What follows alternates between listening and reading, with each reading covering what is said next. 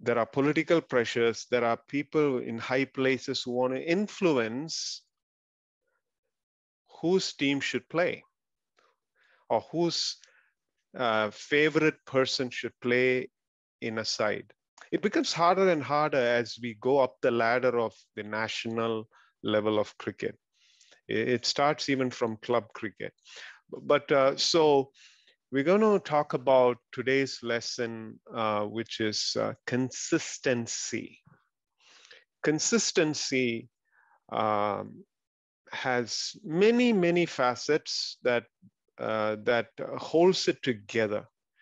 So as I said earlier, it's not about being reliable for a particular piece of life. It's being reliable at home, reliable in our families, reliable in our community, reliable in our work.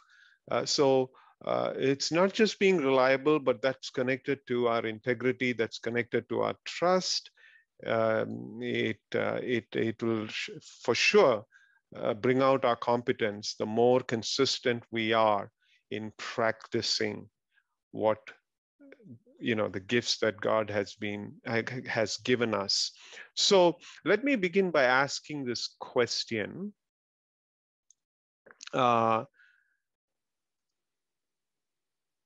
If God was to pick a team, would would you and me qualify to be in it?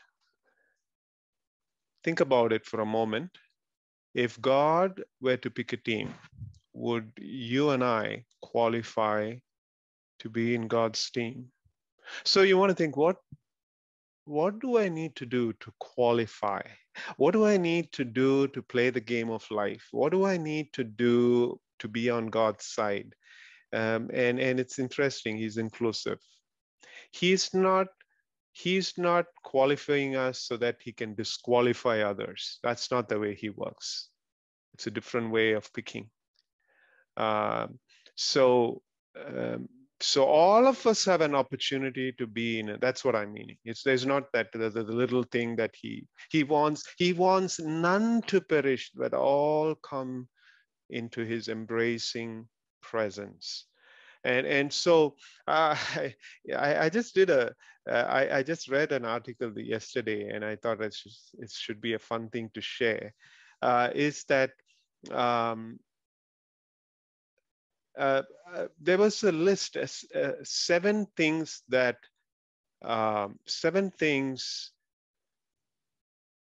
to qualify as the best city to live in the world. And sorry, I don't know if it's covering your screen. The 7 things, number 1 is sustainability. How the city is able to sustain families and households and businesses and public utilities and works. How it becomes economically feasible and sustainable. Secondly, community spirit, a spirit of inclusiveness, irrespective of race and color and ethnicities. And number 3 is beauty. What is the landscape? What is the ambience? What is the thing that brings out the beauty in a city? Walkability, interesting. How close things are to each other. People like to walk and not just go on. That's an interesting thought. Cleanliness of a city. It's very important, isn't it? When we choose a city to live, these are some things that, there are many more things that we look into. Safety. Nobody wants to live in an unsafe world, in a city that is not safe. I know when I lived in the inner city of Chicago, it was every night hearing the sirens going was for me a new experience, for us a new experience.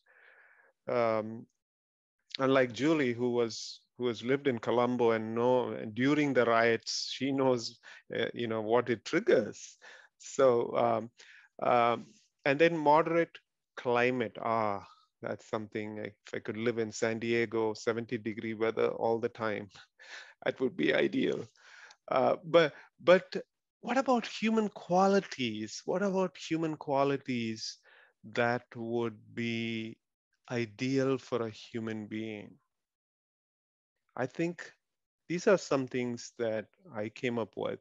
I'm attracted to humility. I'm attracted to God because of his humility, not because he is powerful. Every religion, flaunts that God is powerful, Zeus, and you know, uh, every religion has that. But what makes Christianity unique is the fact that God became humble. He's humble and he's powerful, and therefore he's great. There's no greater view of God, understanding of God. Kindness, patience, welcoming. In other words, loving and affectionate, that somebody feels welcomed in our presence. Integrity, absolutely. Everybody desires. Generosity. We love people who are generous. And consistency, I want to add, is what ties everything together. Consistently humble, consistently kind, consistently patient, consistently welcoming, consistently displays integrity, which is hard. Consistently generous. Oh wow, that's hard. Suresh, if I can add to that, Yes, absolutely. one thing that I see, if you look at the story of Mary and Martha, right, they both chose things that were godly, Mm, but consistently, Jesus teaches us to choose relationship over rules, right. and so Yes. that's a beautiful thing. Yes. As we talk about these things, we are not going to be able to teach, and we're not going to be able to coach independent of relationship. Yes. It's only within that relationship are we going to be able to teach. And I think, Jesus gives a great example, even when he chooses between two things that are good, Yeah. two things that are godly, he is able to discriminate for us the importance of the being in his presence, Yes. and being present is so important. And I think that as we are charged to teach young people, and I know this is not the case in the countries that I'm talking to, but in the US, we are really having a lot of issues with fatherlessness, Mm, and yes. so there are people who are coming, without having fathers, even into the business world. And if you think about running a successful business, you have to provide instruction, you have to provide structure, you have to provide discipline. And it's sometimes very difficult to talk to people who haven't had a father figure. This morning I was reading in Proverbs not to forsake the instruction of your father, Mm, and something else with regard to the mother. So, when people are coming out of a broken structure, it is very difficult for us to give instruction, right? So, mm, what is true regarding fatherlessness in the US? I don't know what it's like in Pakistan or India or Nepal or Sri Lanka. Not that I don't know, but I may not necessarily completely understand the current status of what that looks like in your country. But people are coming with a lot of brokenness, and so it is our responsibility to be able to lead with relationship, and it takes time, right? I have yes. found even in my own company there are some people who are not necessarily willing to accept my leadership. I might Mm, think I'm a great leader, I might think right. I'm a good leader, I think I might be a successful leader, I might have done some good things yesterday, but today I have to find that I have to build that trust one more time. So Mm, I would really argue And that's why, as leaders, it's important for us to continue to depend on the Spirit, to continue to depend on that dynamic relationship of who Jesus is, so that he can give us the strength to be able to really help people that he has put in our path. Because without the Spirit of God and without that discernment, it's very difficult for us to speak into people's lives. And it's going to take relationship. It's going to take that consistency. We have to be consistent in being able to do that. And that's not easy. As a leader, I fail every day in being consistent sometimes. Sometimes I'll choose somebody to say, hey, I want you to lead this effort. It happened to me recently where I actually chose a leader to lead an effort, put him in charge of it, and then never checked up with him for 6 weeks. And there were some things that didn't turn out correctly. And as I looked at it, was it the leader's fault? Yes, but it was also my fault as a leader. I put him in charge of this. I chose the person because of his consistency, because of his experience, but I wasn't there to check and double check and make sure that I was coaching him through that process, because there were some things that he was not familiar with. And so when he failed, was that his fault or was it my fault? So I'm learning. I feel like I'm an experienced leader, but I am learning that, it's not automatic, right? Yes. So I didn't maintain relationship with this leader through this process. I just put him in charge and walked away, and was busy doing other things. But I didn't check in on him consistently to see how he was doing, giving him feedback, making sure. So I think, just even in self-reflection, and this just happened, and I'm not happy with the results, but I am recognizing that it's more my fault, because I wasn't present. I didn't make myself available. I just gave him a job and walked away for over a month and didn't check up with him because I thought that I assumed, right? Also, I teach my children this very bad thing to do, to assume that, that there were other leaders who are going to speak into it, So it's just important as we think about these things that, with human beings, being present is important. Yes, absolutely. Thank you for being vulnerable and sharing that, Sam. And that's the amazing thing about leadership. As leaders, we become vulnerable. We gain actually more influence and trust, for sure.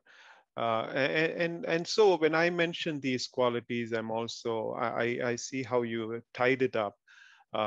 We can't be humble unless we are humble in relationships, or kind in relationship, patient in relationship, welcoming people into relationship. It's not a quality that we can exemplify by ourselves. We have to do these things in relationship. It is meant to be in relationship.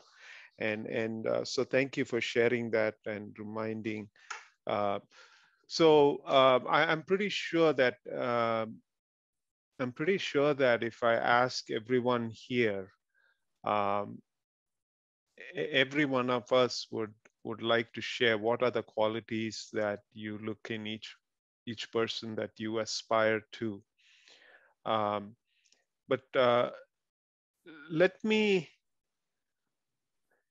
Did I see a raised hand? Somebody was raising hand. I can't see them now.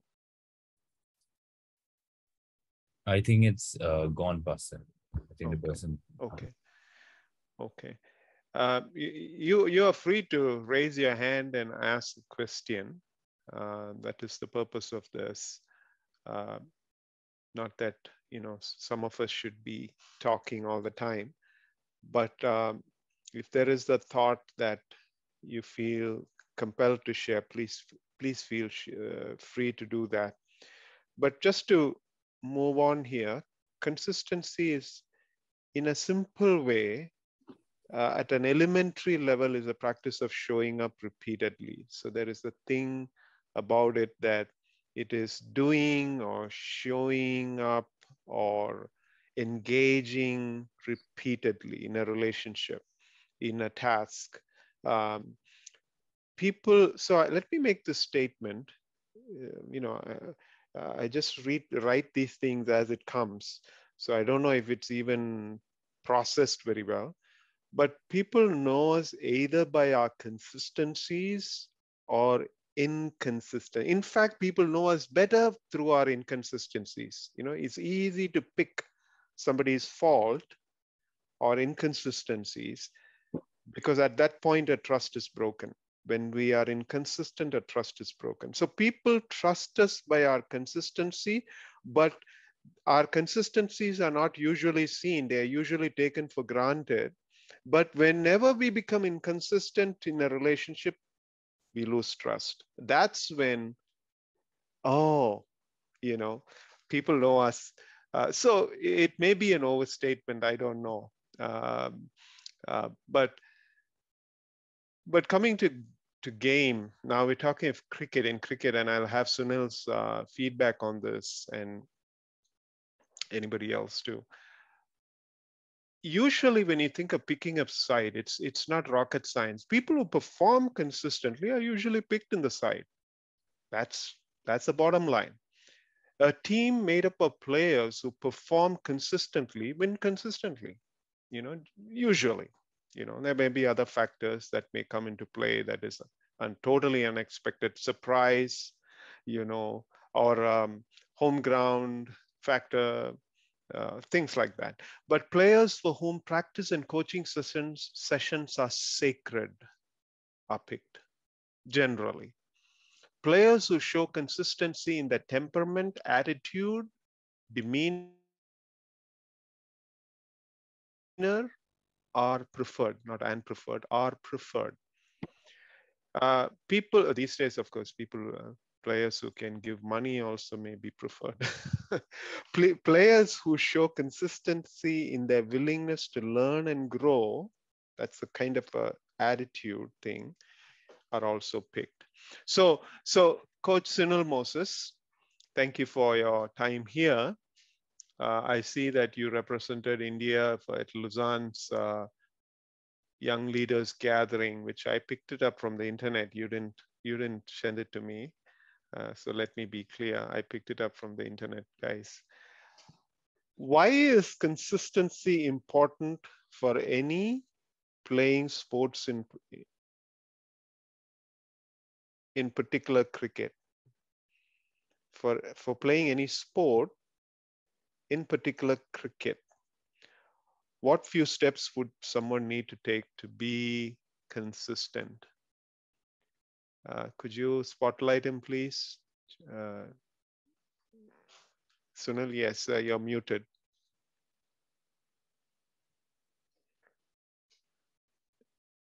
You can't hear? Yeah. No, I was not able to unmute. Okay. But yeah. So let me just go off video because I just want to see the notes. Give me a minute. Yeah. So the first question that you posted, Suresh, Yeah. why is consistency important? I think now from leadership, when we wear the hat of cricket, when we get into sport, now we are focusing on cricket, but then with any sport in context, consistency is one of the key things that is evolving in sport is the level of competition. With things that are happening around us, especially with COVID and people generally, even in South Asia or Southeast Asia, people are becoming very health conscious and people want to do sport with the rise of mobile phone and technology. Parents and people just want to go out, play sport, do fitness, do health and fitness, and this is on the rise. And so with cricket, especially when we are talking cricket in context with Sri Lanka and Pakistan and India and so on, the level of competition is so high. Now you could walk into any school and you can advertise saying that they're starting a cricket coaching center, and you know tons of children will just sign up. And you ask people in India and Pakistan and Sri Lanka, what sport do you want to pick up? What do you want to take up as a profession? What do you want to really seriously play? And people would just say cricket. So one of the key, so because of that, there is tremendous competition that is there. And so one of the key things why consistency is so important because of the level of competition.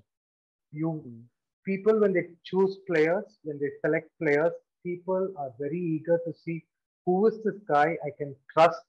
There is so much competition. Let me choose the guy who is consistent, who can give me 3 good knocks out of 5 knocks. If he gets to bat 5 times, let's get the player who can perform well at least 3 to 4 times. And so because of competition, one of the key things is competition. And that is why consistency is so important. And I will try to, connect this with the Bible when we answer the next question. What do you do to be more consistent? From a very sporting aspect, number one, the first example I can think of is discipline. As you go, I know we do this with a view of you going and reaching out to other sport people. When you get trained in this manual and in this resource that we have, and when you go and share this with your churches, with the young people, and when you start to teach or train and equip people, number one, we equip them on discipline. When you want to be a consistent player, the first important aspect in your life is discipline, and with cricket. Cricket, there needs to be discipline. The second one is concentration. The third one, I have put it as minimizing your risks. And fourth one is understanding your strengths and weaknesses. When you do all these things, your skill, be it batting, be it bowling, I think the output gets even better in terms of consistency. And discipline is very important, very, very simple. We all know that anybody who puts in the hours of effort and hard work, comes out better in terms of consistency. And so when you look at the Bible, when we teach kids about consistency, we draw a parallel with Daniel in the Bible. And for us, you talk about a leadership quality or somebody who wants to draw something from a biblical character in terms of consistency, Daniel. You see Daniel for 48 years. He came in as a very young boy, captive at a very young age. For 48 years, you see him doing the simple things right. Be it prayer, be it his food, be it any other discipline, being punctuality or being there on time or doing things with excellence. You see Daniel, for 48 years, this guy was able to do what God had called him to do consistently without a failure. And we know for the life of Daniel, people were watching him. They were always watching him to trap him and see. And at one point they say, you can't get Daniel in any other aspect. You can't catch him with anything else. So let's put a law where he cannot worship his God. So he was so excellent in everything that he did. And so that is consistency. That is real consistency. A guy for 48 years in a foreign land, in a difficult scenario, can do the right things well. And so for us, as you teach kids, now you're talking to cricket people, you're talking to young kids, and you're teaching them, you're training them on a drill in cricket and bowling or a batting drill. The number one you tell them is do the basics right for a long duration of time. And I can think of Sunil Gavaskar, it's very interesting. Sunil Gavaskar, very famous cricketer. And every match, before the match, he won't do many drills, but he will do a simple drill of somebody just chucking the ball to him. And then he will just do the straight drive, a very basic fundamental drive. And this over the period of 23 years when he played cricket, he used to do this drill before every match. And people would come and ask him, why do you do this, Sunny-bhai? Why do you do this? You're going to face the greats of West Indian fast bowlers. You're going to go bowl at 150, 160 at you. And why do you do this? And Sunil Gavaskar will always easily say, these are the basics of cricket. And I want to be consistent in this. I want to do the basics right. And when I get this right, everything else will follow. So I think discipline is a huge factor. If you can do the basics in cricket, if you can teach the young kids, say a batting drive, a cover drive, or a straight drive, your bat coming straight, or whatever the technical aspects, and you teach them discipline. You tell them every day when you come, do this for 10 minutes before you get into the nest. Do this for 5 minutes. And that is number one. Number two, for being consistent, which I have seen, is minimizing risks. We understand where our weaknesses are. In sport, it is very important. Some people are skilled in playing one particular shot, one particular aspect of batting, they are very good. The other aspect, they may not be very good. It's very important for us to understand what we are good at and to be focused in that. So minimizing risks. That is, if you interpret it in the life of Daniel, you know there is sin that is crouching. It is coming at you. Stay away. And same in cricket. You know this is your weakness. You know playing the hook shot or the pull shot is your weakness. Try to avoid it. Guys are going to keep bowling bounces at you. How do you avoid? And in a leadership context, when you teach young kids, guys, you will be tempted all the time. Satan is at you, trying to tempt you. And in leadership, you may be a Christian leader, and we all know what are the blind spots in our life, what are the weak areas in our life, and how do we stay away from it. So, to be consistent, to be like Daniel, 48 years, to be consistent, to be successful, I think we need to minimize risks, run away from areas that will really destroy our purpose and calling. And yeah, I think these two, Suresh, these two really stand out for me. Discipline and understanding your strengths and weaknesses and minimizing your risks. Thank you. Brilliant, brilliant, Sunil. Thank you for sharing that. That's very helpful and very practical. It's interesting you mentioned something that is both external and internal. Competition is external to us. Almost we have no control over it, but we have to be prepared for it. So preparing ourselves internally then becomes a way to combat competition and be able to be there with the opportunity that God brings to us. Is really what you're saying, discipline. Everybody has a desire, but in order for them to delight in themselves and in who they are and what they can do, there is the pathway of discipline, which everybody tries to, including me, tries to shortcut, circumvent. Is there any way to go around it without really sticking to doing it over and over and over and over again? So that's brilliantly said. And minimizing risk, exactly, which is something that I will also highlight as being able to know what you are good at and what your weak spots are. This is kind of a self-awareness. It's basic. If we don't have self-awareness, we cannot be emotionally intelligent. This is the only way to help to grow. And let me move on here. Sorry. I'm not moving anything. I'm just so quickly, I don't want to labor on this. A lot of these things that we share as life principles and leadership principles are going to be in the coaching manual that we have written. We will bring it to you, hopefully during our live training. It's getting completed and ready to be printed. So some principles of life consistency is based on an inner conviction to honor the small and big commitments we make. In other words, we are not going to let ourselves down. When we slip and we think that we are letting other people down, we're actually letting ourselves down, because it's we who made the commitment and we can't live up to it. So developing consistency in both your it's important that we are able to be consistent privately and in our public life, in our relationship with others. So if we don't value ourselves, we can't really value anybody else. If we beat upon ourselves, naturally we'll control and beat upon others.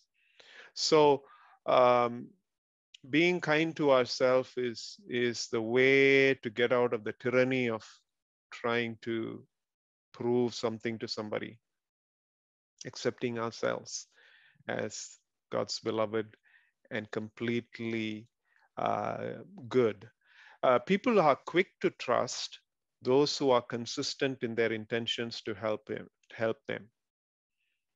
um, consistently being not having the selfish ambition, but regarding others as equally valuable. Paul says that in Philippians. Consistency will lead to opportunity to build trustworthy and valuable relationship. May not be 100 people, but definitely 12 people. If we are consistent, as Sam said, in our relationship building, we will end up with good friends for the rest of our lives who will, and there's something that I'm working on. So here's some things I asked Julie, because I didn't know what, I kind of know what I'm consistent, but I asked my wife what I consistently do. She said, well, your daily time with God. You know, in the last 3 years, not to quantify it, but just to give you a picture of my commitment, I spend at least an average 2 hours a day, the first waking moments with God.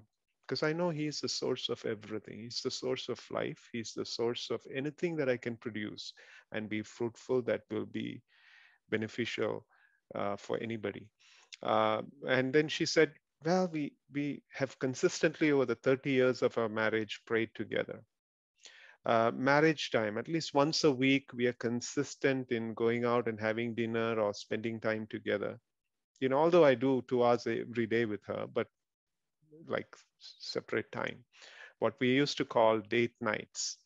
I learned that from Alpha, Mark, by the way, Alpha Marriage.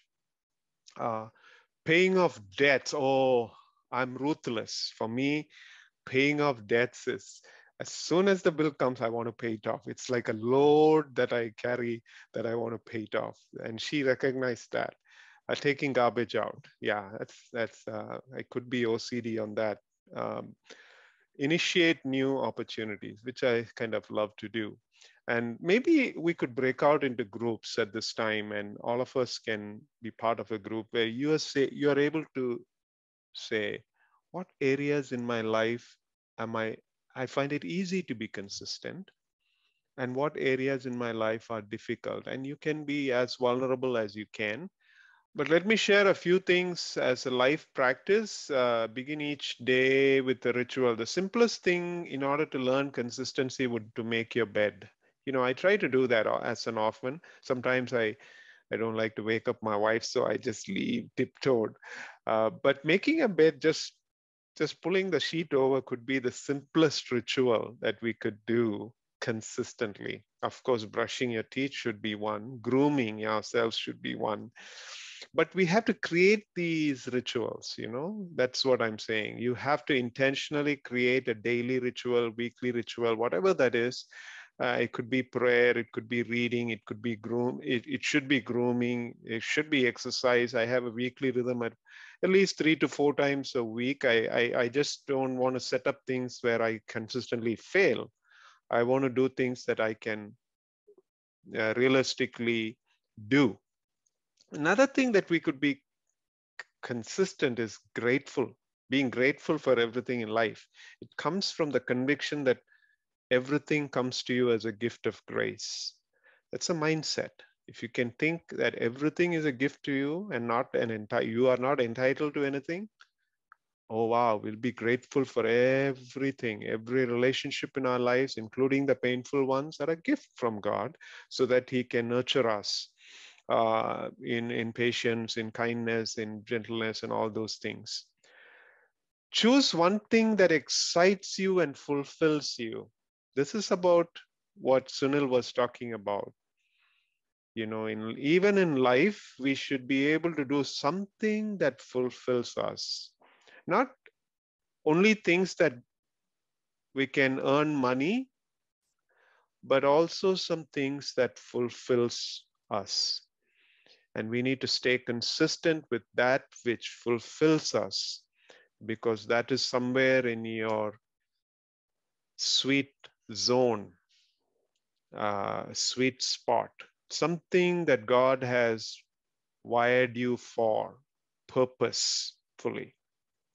And we need to find time to do that. Otherwise, you live from frustration to frustration, just making ends meet, you know. So Even as a batsman, you need to know what your strengths are so that you can focus on that area and avoid the weak areas.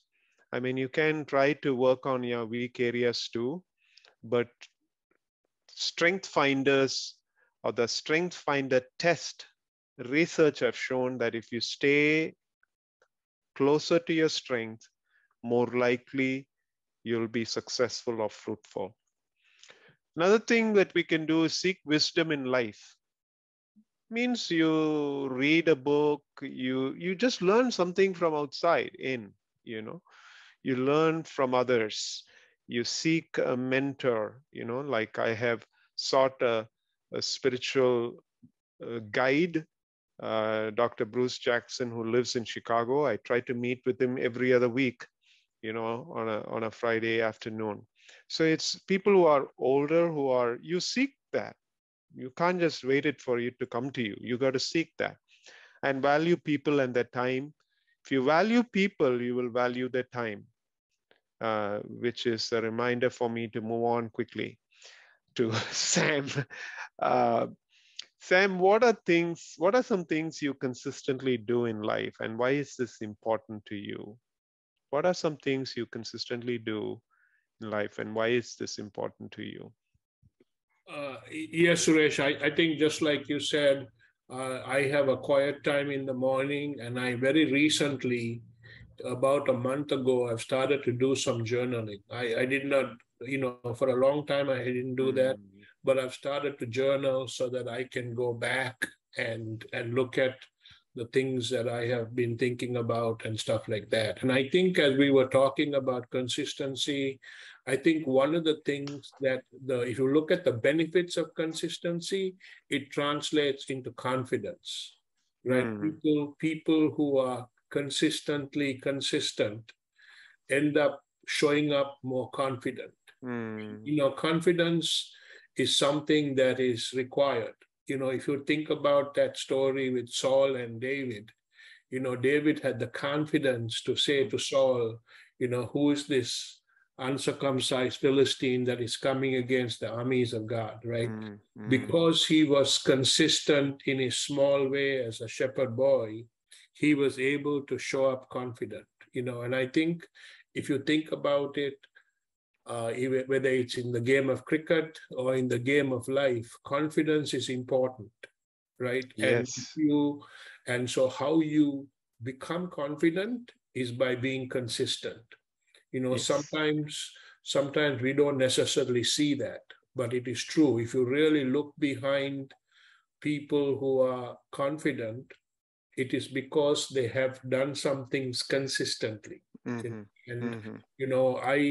I was 14 years old, 15 years old, I played against Arjuna Ranatunga. And I knew then that he would someday be the cricket captain of of Sri Lanka.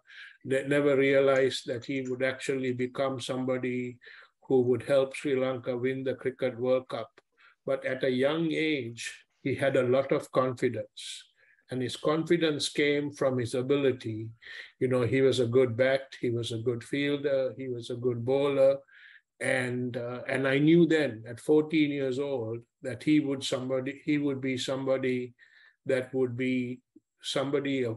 was a force to be reckoned with, right? And so it's just important as we think about these things that we are able to translate that consistency into confidence. And I think that is the benefit, right? We're talking about the issues of consistency, but when we are consistent, then we can be confident. And then I would encourage those of us who have been consistently consistent to be confident, to put your hand up and say, hey, let me take that on, let me do this, let me try this.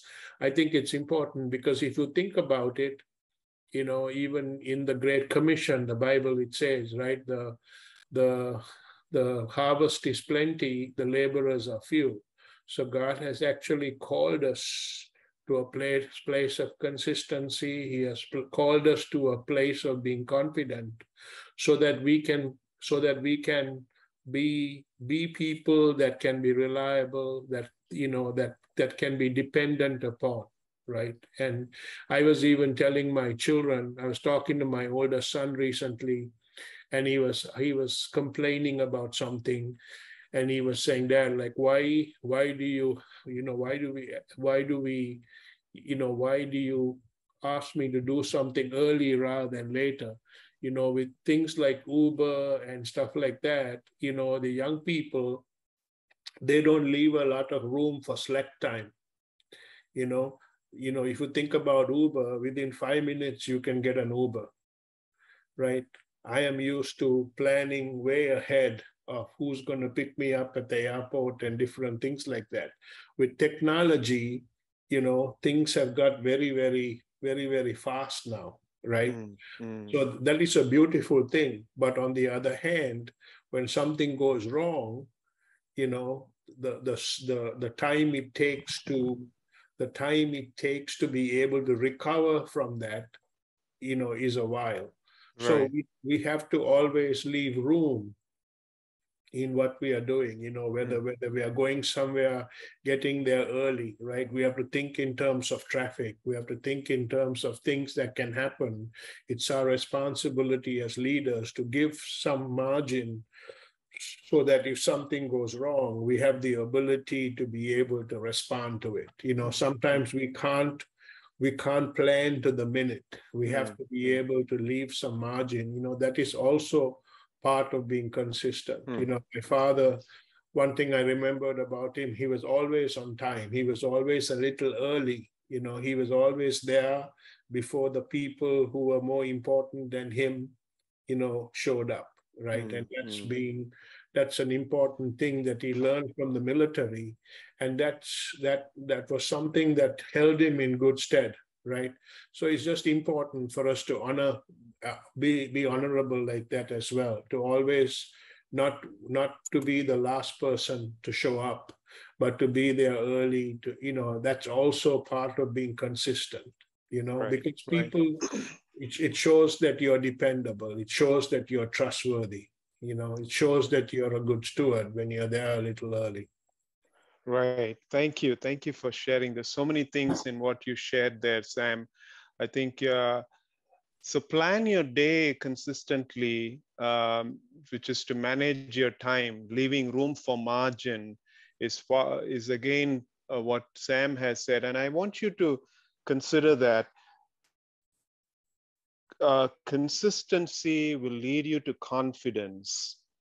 And as he was talking about, I was thinking of his example of David. What made him confident in God? What made him confident in himself? And I thought of, before he faced Goliath, he was practicing his slingshots, hitting little beetles, aiming at bigger animals, maybe lizards, garden lizards, lions, bears. The target became more and more bigger. Now we have Goliath.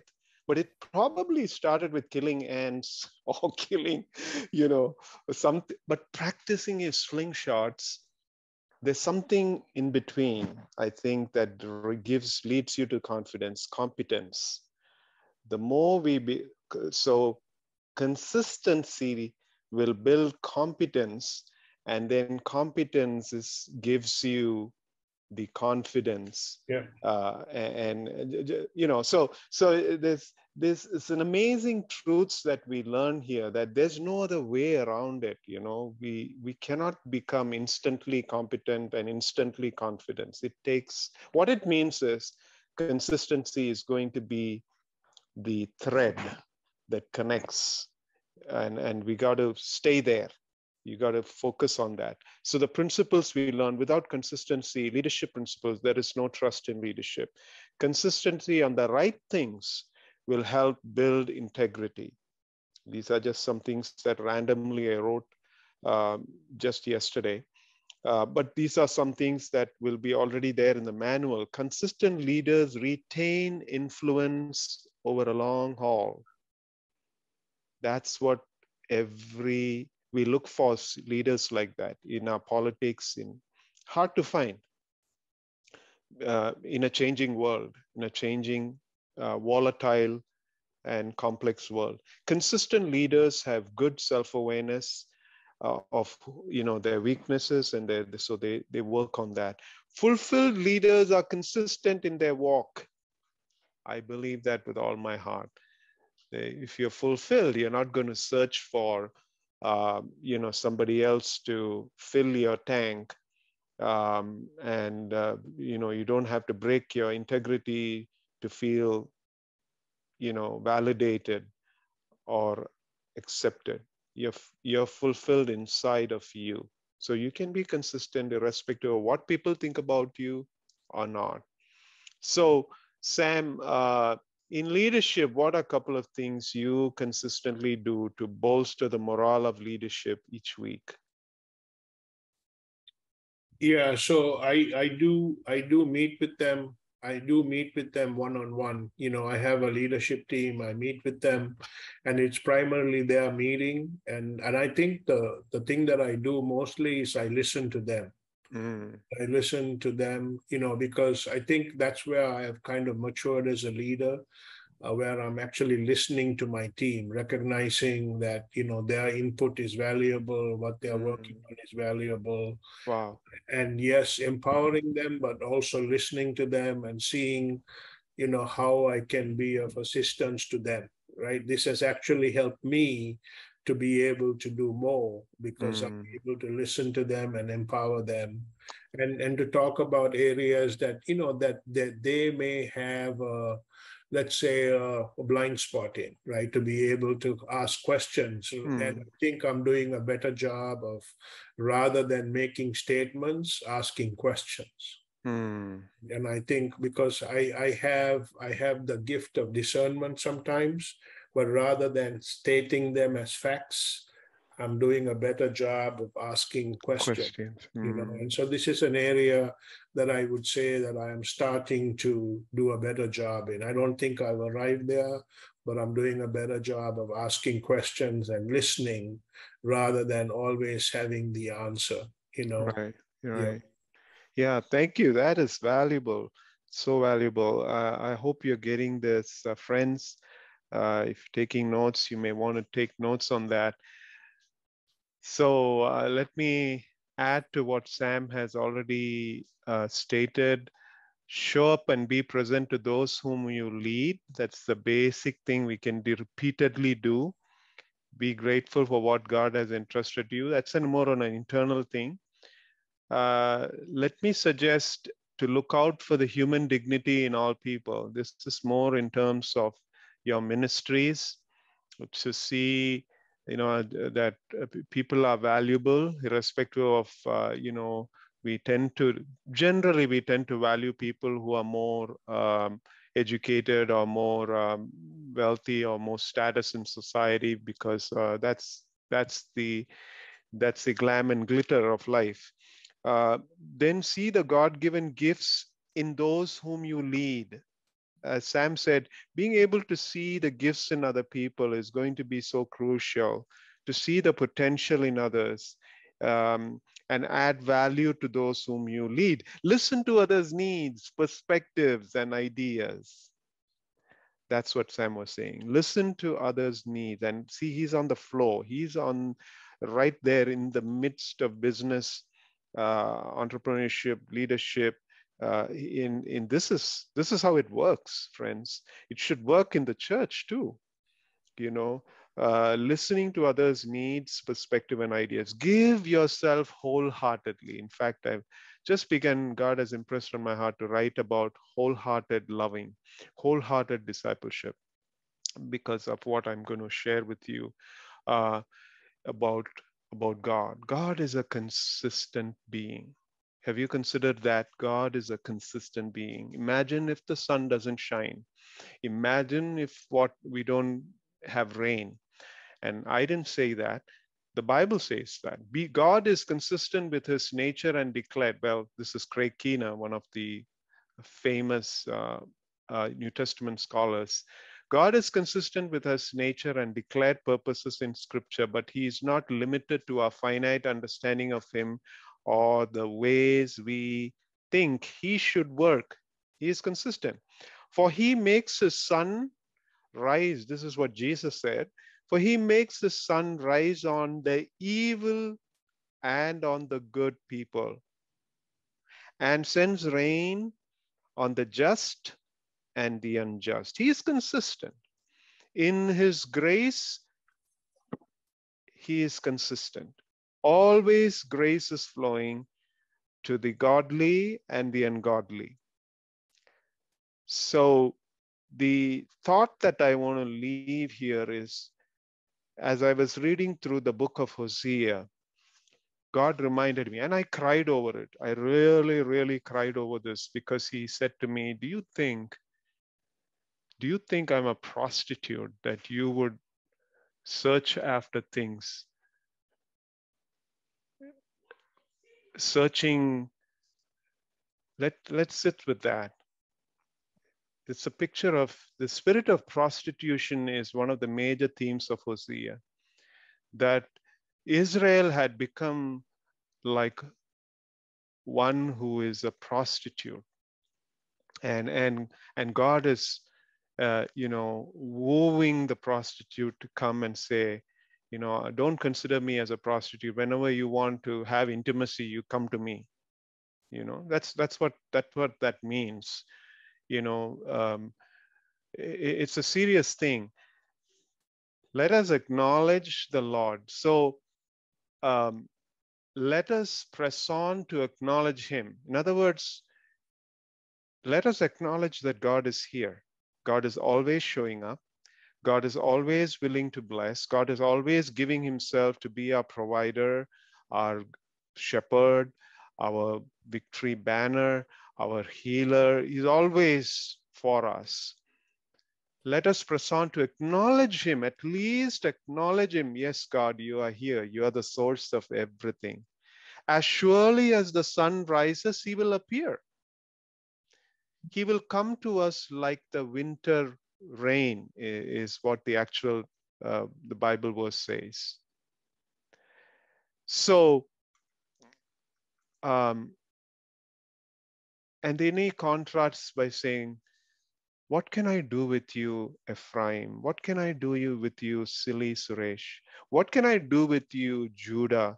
Your love is like a morning mist, like the early dew that quickly disappears.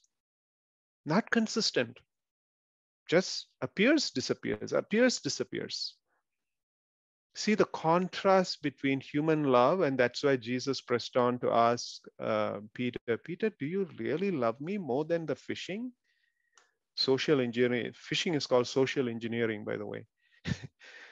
Do you like your profession more? Do you like the fish more? Don't you realize that I am the source of the fish? I am the source of the skill that gave you the wisdom to make the boat, to make the nets. Don't you see that I am everything? Do you really love me? Or do you love my hands or some things in my hand?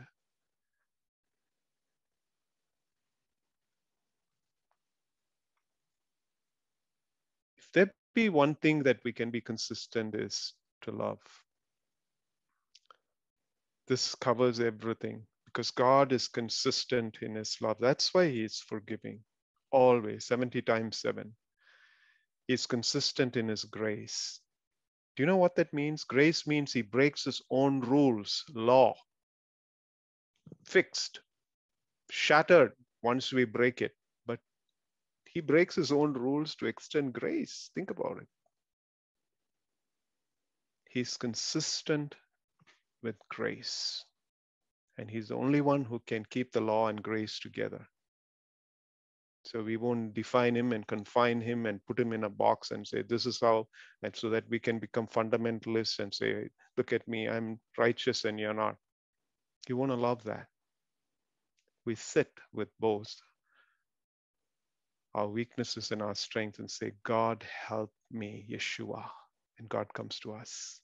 Only at that point, the name of Jesus becomes worthy of anything. When our heart says, God, I need help. I need your love. I need your love. Once we know we are loved, we can be more consistent in giving of ourselves.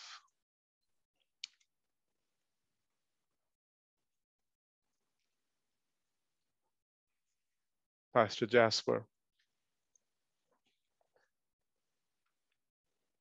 please unmute yourself and share with us as we move, because consistency will lead us to dependability. If we are consistent, people will find us dependable. So beautifully laced and sequenced by Sam and James, one leading to the other. Okay, Pastor. Yeah, thank you for that word. Consistent. We have to be consistent. And we know that without that, how can we continue with anything that we are doing? So we will move forward to another subject given to me. And this is also really a challenge for me, talking about dependability. And it is a subject that Sam T. he put in one of the chapter of the book, which I really, it's really taught me so much on thinking along these lines these few days. Dependability. Because the definition I believe you've seen there. It talks about the ability to be depended upon. That's a question that we need to ask ourselves. Do we have this ability to be depended upon, where people can depend on us? Taking back the consistency that we talk, this training has been going on now for months together. And I could really see, I can really feel, not only see, I just felt that within me, that there's something that we can depend on, all these things that is happening to us. I don't know where the Lord will take us, but I know the Lord is in the middle of all these things that we are doing.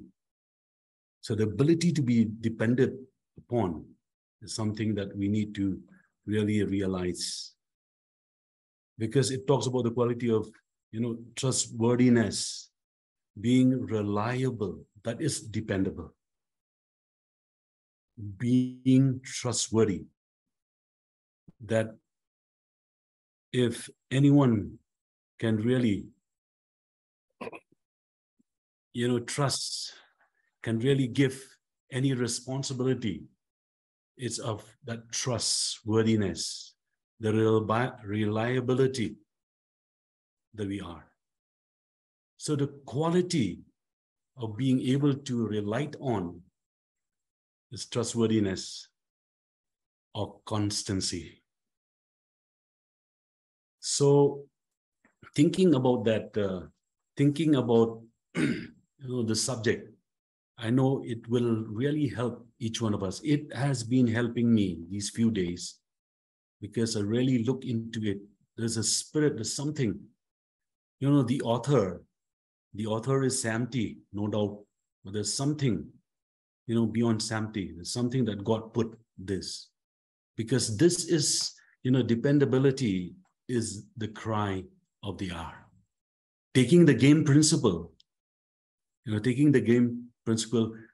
that's why I said it is a rare quality. That means a player is reliable and can count it upon to perform even where the stakes or the stakes are high in challenging situation. Where if the person, we're talking here about the person, it's about you and me. Like if we are dependable, that's what I'm thinking. We are dependable. We have this quality that we should be. If any challenges, it might be the Himalayas that we have to conquer. We might go slow, but there'll be a time that we can really reach, the apex or the peak of the mountain. So that's why it is, talking about the game principle, it is like, dependability. We're talking about a night watchman. I believe many of us here are cricketer. We know about what is the assignment for a night watchman. A night watchman is a lower order batsman called on to bat when a top order batsman has lost, the wicket. So there's collapse of wicket from the front. So the team always has, because we are talking about, this game cricket is not about T20 or a one-day cricket. This is a test match. So test match is 5 days. So you cannot just throw wickets like that. So if it happens that the team lost wickets, they will need this person who's called the night watchman, where they can depend on this guy. They can depend on this person to really defend the wicket, and also maybe to take runs. Some of those guys who have been playing as night watchmen, they've been scoring runs, no doubt. But they cannot just go there and swing their bats, because the whole team depends on them. So this is the game principle, which we can say, I'll just move forward because we don't have time constraint. I have to move forward. She is expected to bat out the remaining overs without losing wicket. So we understand about the game. Despite being the lower order batsman, the night watchman must be dependable player who can defend his wicket so the team does not lose any wickets. I've said it that. So these are the things that we need to understand about the game principle. Can we move to the next? Yeah, the skill practice. So any thought on that? We talk about the game. Well, okay, let's move forward to the skill practice, because this is very important. There's something to learn, something that all of us can learn from the skill practice. Show up all practice. So there's nothing that can happen overnight. Nothing can open overnight. Not happen. Practice. That's why I said practice make a man perfect.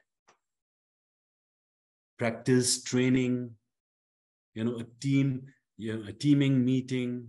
We will need all this. Of course, it is a skill of the person, no doubt, but they'll need, practice.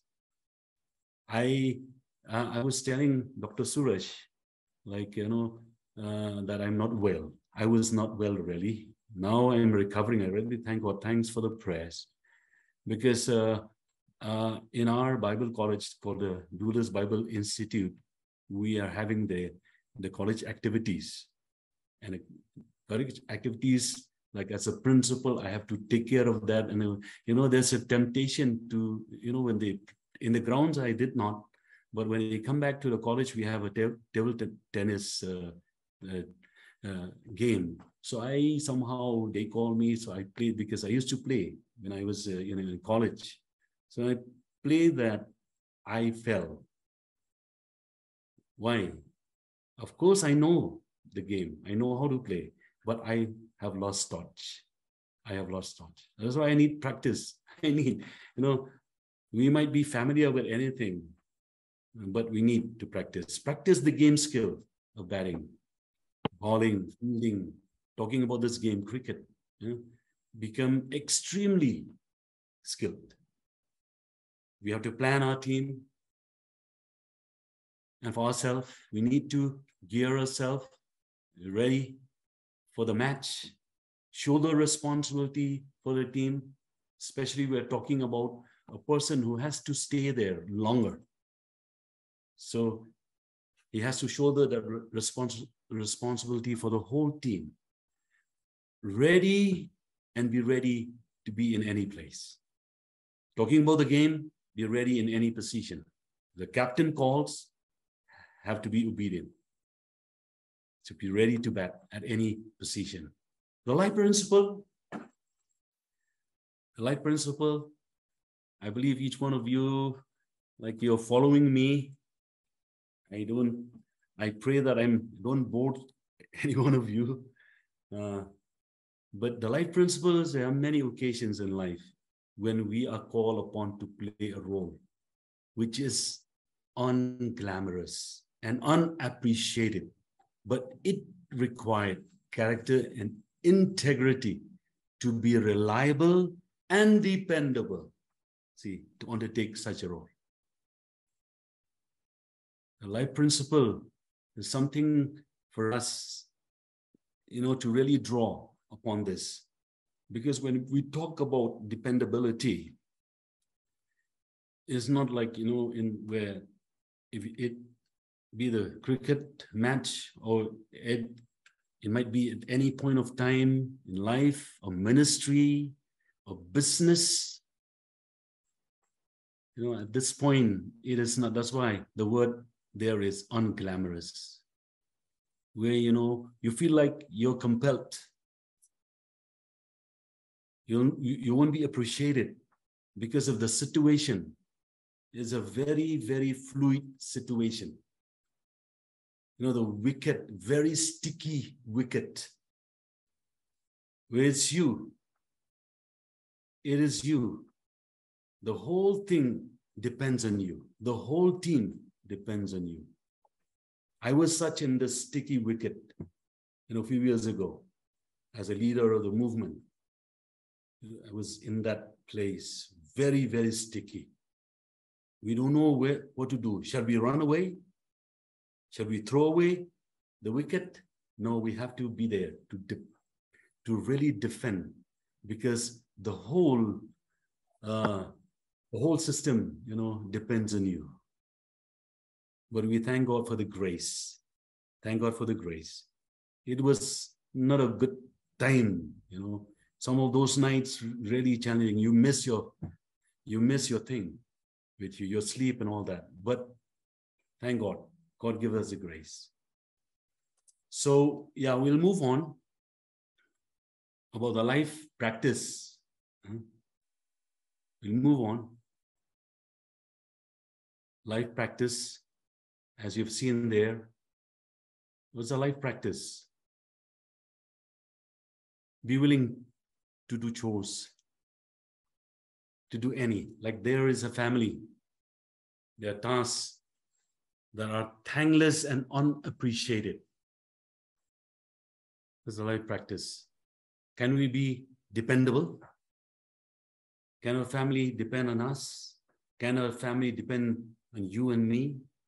If at any point of time we are going through a very, very rough road, a very, very challenging time. As I used to say this, we cannot run away from problems. We cannot run away from problems. A good leader cannot run away from problems. We should be willing to do anything. We should be willing even to face the music. It's not a good music. It's not a good tune where people can sing chorus with you. No, it's only you and you alone. But you took up the challenge. That's why those words there expressed by Dr. Suresh, thankless and unappreciated. Nobody will come and pat your back. Oh, you've done a good job. No. But you're there. You're there. Because you know that your family, your team, your church, your business needs you. I wasn't at this point. Just like David the psalmist, you know what he said? Even though I walk through the valley of the shadow of death. Even though I walk through the valley of the shadow of death. He was really, going through a very, very rough road. But God has given the grace that we can really be dependent, that people can depend on us. That's why some people, they come to me. I was in the office today also. They came, really thank God for you, Pastor. Thank God for you, Pastor. You know? So those things are there. Attending social gathering is very important. A society needs us, needs you and me. That's why I used to attend, here we call the Dorbar Sinong, where the locality, somebody died, we have to go and attend, we have to be there. I cannot say that I am a pastor. I need to attend some of my relatives. Somebody died, I had to go there to sit with them. These things are very important. People, they feel that they can depend on you. Serve the less fortunate. Wow. Serve the less fortunate. These are the things that we, the church, has really, we need to really address this, the less fortunate. There's so many of these people around us. We need to really address this issue. Okay. Anyone wants to come? Or I'll move forward? Move forward? Anyone want to come in? Okay, I'll move forward. The leadership principle. Sam will share after this leadership principle. Yeah. Okay. Thank God. Even Sam T is around. Thank God for that. Because this thing that we are doing, the chapter, it comes from his heart. So I'm trying to really understand about the author intended meaning. What is there in his heart. And it has really put to us very plainly also, when I read the book and I read the manual, Dr. Suresh, it really helped all of us. I believe all of us, but I speak for myself, it really helps me. I was just thinking along these lines as a leader. These are the things that we should draw, these principles. Like leadership principle here, the hallmark of a leader's character is dependability. Talking about a success leader, we should have this quality. If people can depend on us, they'll not find us running away. And I would say, I am somebody that is responsible to really develop leaders. If somebody is not dependable and somebody is not consistent, they can't be a leader. Right. And so, leadership, in order to be a leader, in order to be qualified to be a leader, you have to show consistency and you have to show dependability. If you are consistent and you are dependable, then you have the right to be a leader. You have earned the right, you have the hallmarks, you have the right stripes to be a leader. So I think it's important, because I'm constantly looking because as I grow my company, without good leaders, I'm not going to be able to scale, right? In order to scale my organization, I need good leaders. I need dependable men and women that I can trust, that I can lean on, that will be able to perpetuate and to be able to scale the organization. So this is a key characteristic. And you asked me about my own personal journey. I was very responsible as a young person, and I missed a lot of opportunities because I was not dependable. I had talent, I had ability, but the way you harness that talent and ability and to show up is to be dependable. So if you have talent and if you have raw talent and you have ability, but if you are not dependable, then somebody cannot put their trust and faith in you. So I would say that some of my, I had done a LinkedIn article recently. I never played in the big match, for my team. I never got first 11 colors, and it's because I wasn't dependable. I cut a game after I lost, after I was out, and it was a rain delay, so they played it the next day, and I didn't show up the next day. And so because I wasn't dependable, the coach actually couldn't have the confidence in me, and so it was something that I had to learn over a long period of time. God had to put me in different situations and circumstances so that he could draw out that dependability in me, So I think I purposely put this in the book because when I was growing up, I wasn't as dependable. And I wanted to make sure that it is a lesson that I wanted to teach young people, that the more dependable you are, the more opportunities will come to you.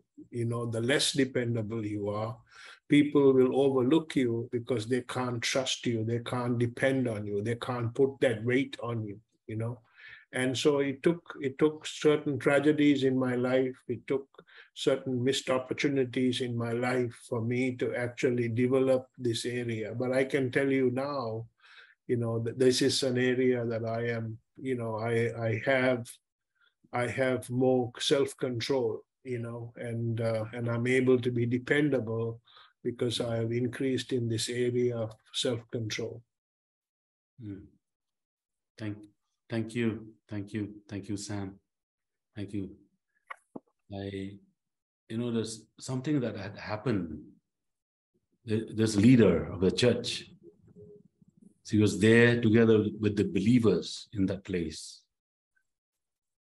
People came to disrupt the church. People came to beat those people, the believers. You know what happened to the leader? He jumped from the window and ran away. Jump from the window. I know it personally myself. Just to answer, like even Brother Suresh Stephen from Sri Lanka, he wrote a question.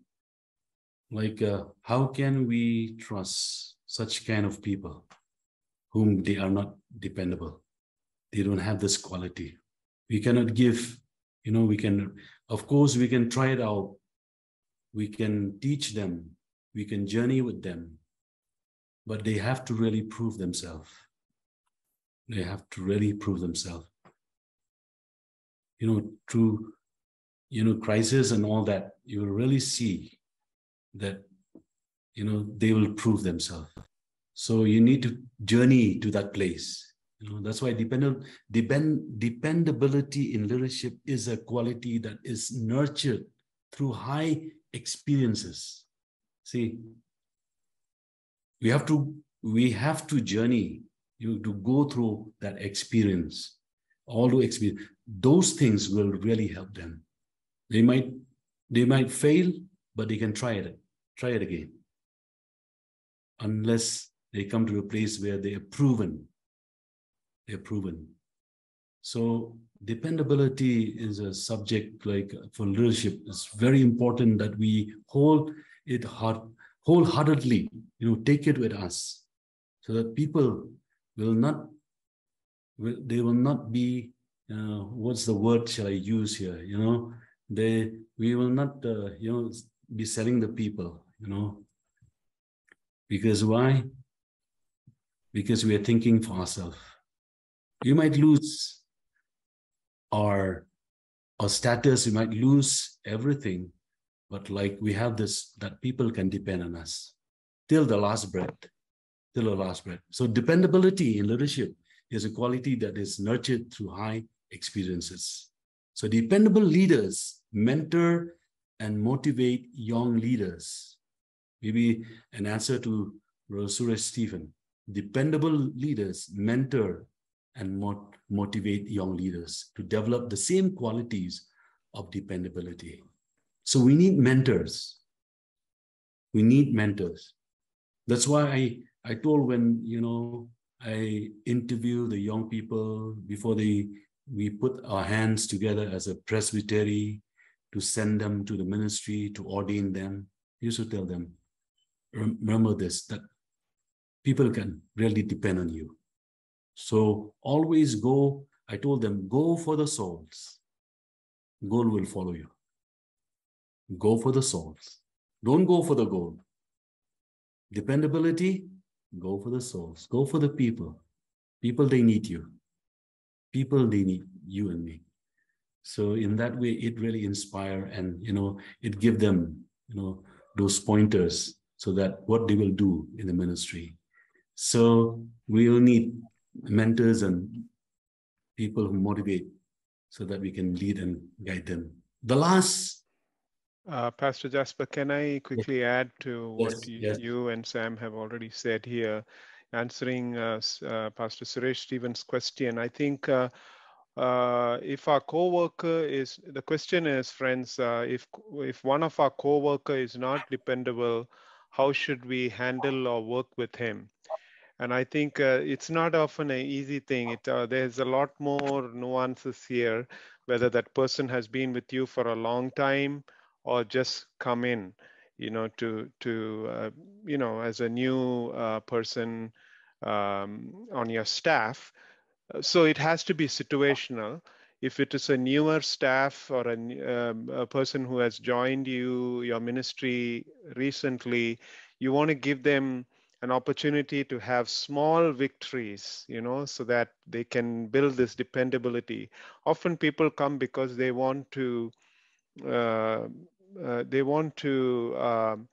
know how they can be successful and feel significance. And if we give them the opportunity to succeed in small and celebrate that small thing, then over a period of time, it's possible that they will ride on that wave and become more dependable. On the other hand, if somebody who is repeatedly not learning, it's time to let them go. I'm pretty sure Sam would agree with that. You can't build anything with you can't build a building with broken bricks. It keeps breaking and breaking. Okay, you can patch it up one time, but you can't just keep, if it's crumbling inside, how would you build anything? So maybe Sam has something to add.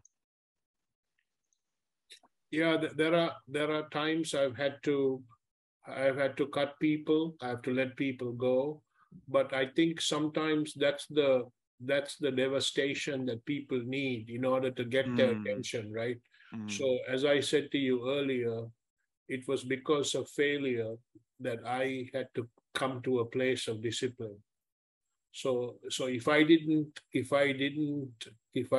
come to failure, I may not have never learned the characteristic or the character of discipline. It was because I failed and I realized that I was not living up to my full potential that I came to that place.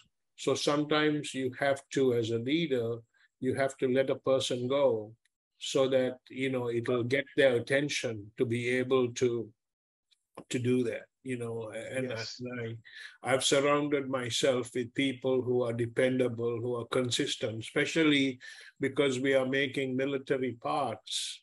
We have to, we have a very exact science that we have to do. What we are performing has to be zero defect. So can you imagine how we could work if people are not dependable? If people are not consistent, it would be very difficult to do the type of work that we do. So, we have a lot of structure in order to make sure that we have that discipline and that consistency. But we can have fun. So it doesn't mean that just because you're dependable, that you're consistent, you can't have fun, So it's important for, and recently we celebrated some success. It's important for us to be able to celebrate. When we do something good as a team, it's important to take an afternoon off and to be able to celebrate that success and reinforce that culture of dependability and consistency. Right. So doesn't mean that because you're dependable and that you're consistent, that it can't be fun. It can be in fact, the more you can have more fun because you're consistent and dependable, because what you have now is a less variable environment. Variability can actually kill something. If you think about the restaurant that you go to, one time if it is good, another time if it is bad, you will not continue to go to that restaurant. The reason you keep going back to that restaurant is because it's consistent, right? Because there is less variability. They make sure that the recipe is the same every time. And so that is important, Yeah, thank you. Thank you. Thank you so much for sharing that piece of advice. Yes. Is that okay? Okay, go ahead, Pastor. Yeah, I was in the room where we break into groups. I was with Risha. Yes, I was with her. So just both of us, we had a good fellowship of talking and sharing. I was just telling her the same thought with Sam T told us just now. Like I said, I took a friend to a restaurant because of the experience that I had in that restaurant, which is very good. So when I went the other time together, when I took my friend, it was not the same. You feel like leaving the restaurant and go to another one. So I'm talking about consistency and and also dependability, where you cannot just depend on that, on that kind of a place. Why? We know that they are not consistent. So we are talking about these two subjects tonight. It really helped us. I think, like I used to say this: a train runs in two tracks. A train, you cannot run a train only one track. It needs two tracks. There's something like consistency and dependability. They are in those tracks where we can run so that it can reach its destination. There'll be no derail. The train will not be derailed. Why? Because it runs in two tracks and the right tracks. So we need to complement one and the other. Should be alongside so that we can really see that even our goal, of targeting 2 billion souls is really a challenge. I ask this to myself. Can God depend on me? Can God depend on us? Because the vision has been casted to us. I ask this question to myself. But I believe, with all my heart, it's not me who can do it, or no one can do it by themselves. We always have God. We always have the grace God will give us. And the vision has really been casted really well. That's why this last thing, the leadership practice, there's a question there. What does dependability and reliability means to you? We need to ask this to ourselves. What does it mean? What does it mean? It's something like we have to really journey. I asked this question to myself when I was in the office, just trying to just go through, all these things. There's something I need to really journey properly. So that, because I used to say this too, that I will live only once, not twice in this world. I come to this world only once. So I should give the best shot. I told the young people, you don't have to, you have only one. Give your best shot. So this is kind of a philosophy, my life. That dependability and reliability is something that we need to really see and journey with this. It's really very deep, very deep. So can your team depends on you? Another question. Can it depends on you? A night watchman, you go. I remember at one point, one of the pastor did mention there about Rahul Dravid. I remember that one point where he had to go, the whole team depend on him. And he did it. He did not disappoint. He did it, Rahul Dravid. So there's something, you might be a businessman, you might be a church leader, you might have a small business anywhere, you know.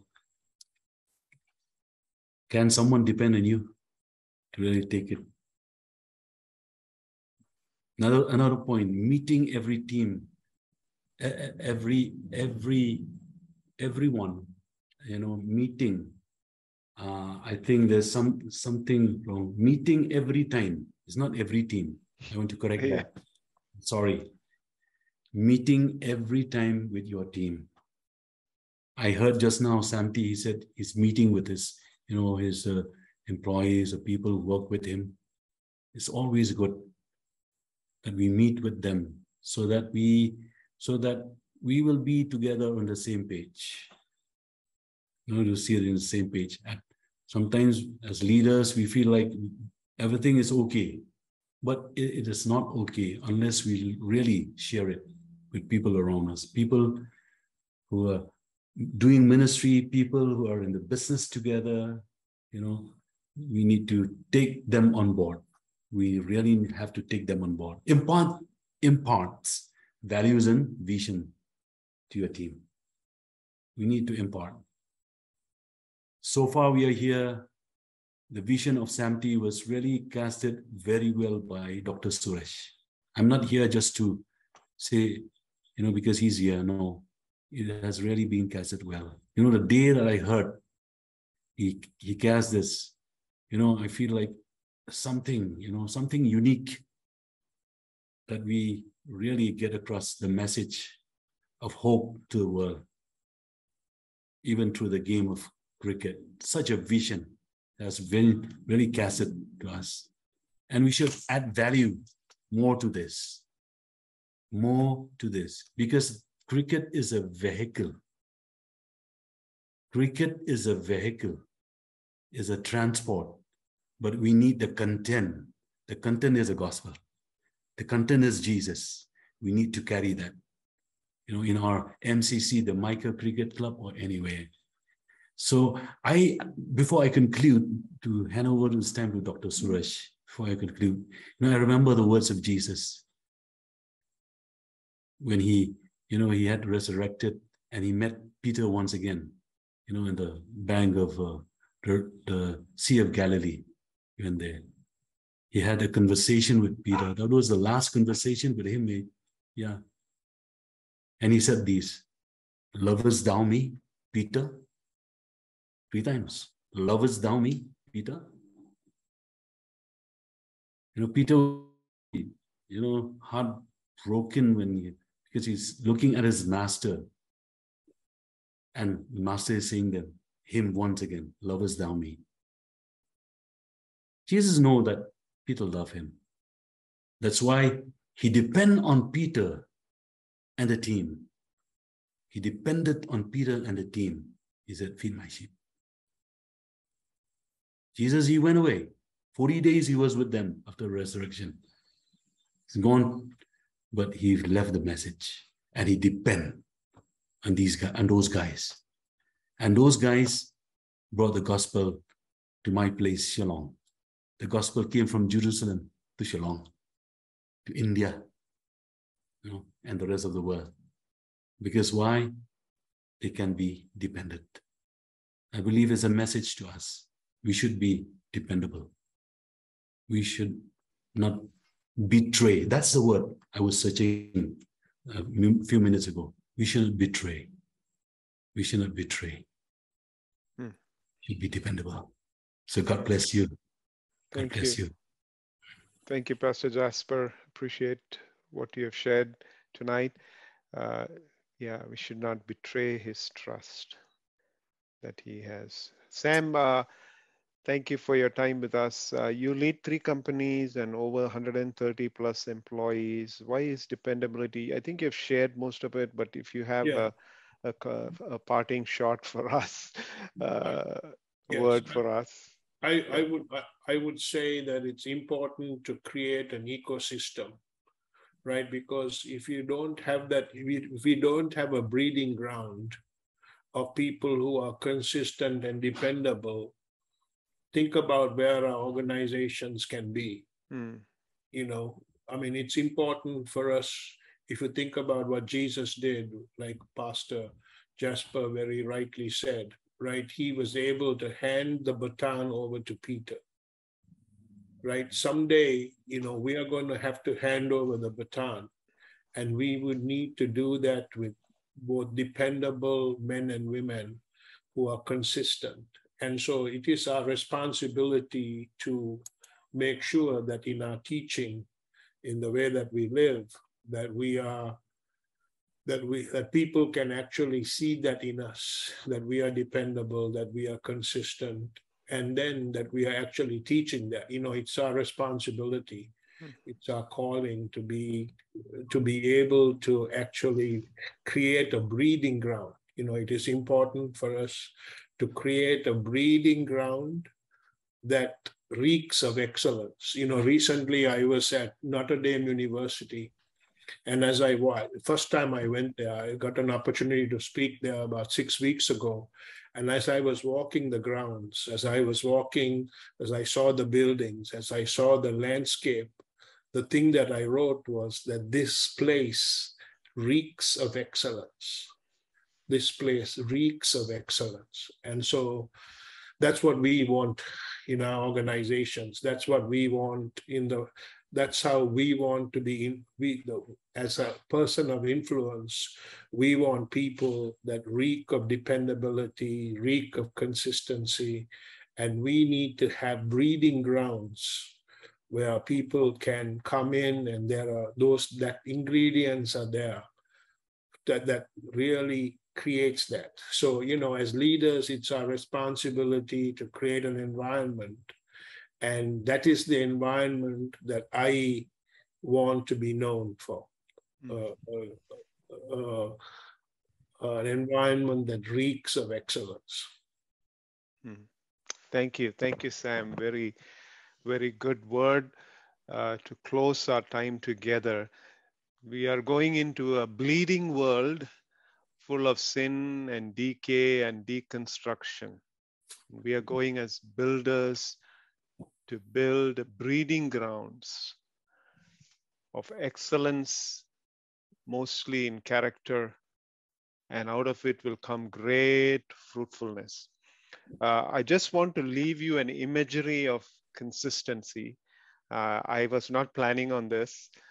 When Sam talked about journaling that he has began, I thought, oh, wow, that's something I consistently did, and I didn't even recognize it as consistency. So I want to show you a picture of that. I just killed my camera. Let me quickly.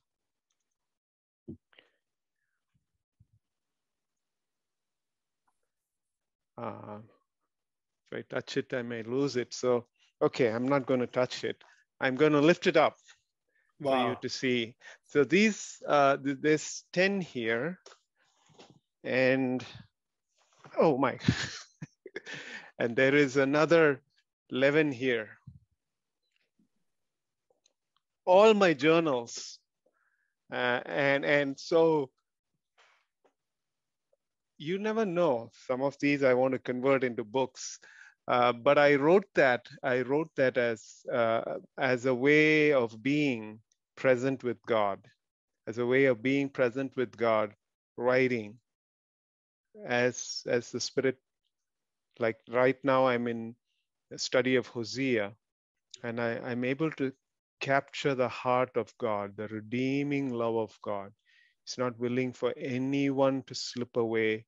His eyes are upon everyone, going to and fro, everyone, 7-8 billion people around the world, wooing them, come to me, don't prostitute yourself, go and run after this, don't run after that, little bit of here, little bit of enjoyment here, like how, people visit brothels and people giving themselves after lovers. And that's the message of Hosea. It's about God breaking his own laws. If it was laws, we would have been judged unlovable, completely unlovable. It'll destroy us if he was, but he says, I'm going to be merciful. I prefer mercy over sacrifice as a key word in Hosea. Today I read Hosea 6. I prefer mercy over sacrifice. Mercy is love in action. Mercy is love in action. It's not the emotion of love, compassion alone, but love in action. And that's what God does to us. That's what the church is to us. That's how people come to us. And thankful for people who have, our families. I think of my mother who passed away 5 years ago yesterday. And I thought of her life. And there's one thing I did consistently with her was to pray. 8 years, consistent prayer. She won't go to sleep without me. She called it family prayer time. I'm thinking, what's wrong with you, Mom? You're 85 and I have family here, but no, this is my family time. If you don't call, I'll call everybody else to remind you that you need to call me. And she won't sleep until that time. We did it so that the voice is missing in my life now. I cherish that voice, that every day, because the early part of life, she used to even throw curses like, you will amount for nothing. You will amount. She tried to recover that by blessing me, my son. I bless you. I bless you. I bless you. That's what we want for our children. How much more God wants for us? How much more God who created us wants for us? To be blessed, to be loved, and to know, for us to know that we are loved, as he said to Jesus, this is my beloved son, my daughter, in whom I'm pleased. You don't have to do anything for me to take pleasure in you. You're mine, twice redeemed. So let's close here. We're going to pray together, and thank you for staying with us. Sam, would you lead us in prayer? Would you lead us in prayer for all of us? Thank you. Yes, dear Heavenly Father, Lord, we thank you, Father, that not only did you come to save us, you also wanted your kingdom to come on this earth. Yes. Lord, and that kingdom to come on this earth, we need excellence and dependability. Lord, we need consistency. So we thank you for this time together. Lord God, I pray that we would be consistent and that we would be dependable. And as we are like that, I pray those that we are teaching, that those that we are leading, will also catch that in us and be dependable and consistent, dear Father. We thank you for this time together. Lord, I pray for every single leader who is here. I pray, Father, that you are a God who knows what we need even before we ask. And so I pray, Father, that you will meet every need. Lord, I pray that you would enable every one of us, Lord, to live consistently, to live dependably, Lord, so that others can achieve their God-given potential. We thank you for that in Christ's name. Amen.